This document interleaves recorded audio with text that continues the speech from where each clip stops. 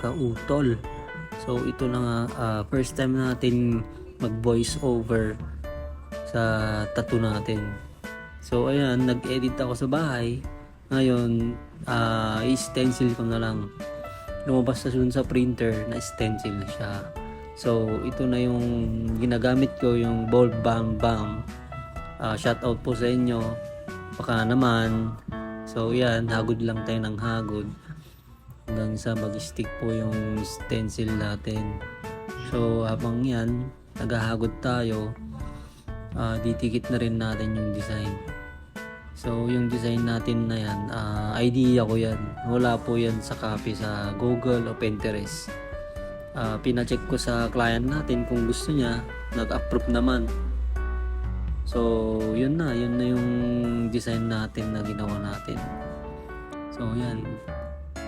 Ito na nga, tatanggalin na natin yung stencil para makita natin yung form niya.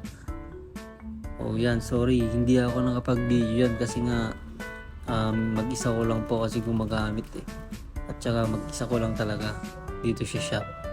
So nag-freehan ako, frinihan ko yung sa side dahil medyo na-erase na siya. So nagka-timelapse lang tayo kasi medyo mahaba na yung one natin, nasa 2 minutes na. So timelapse lang muna tayo mga utol. So yan, nag-lining na ako. Tapos na ako dito sa side, sa right side. So ito na nga yung result natin.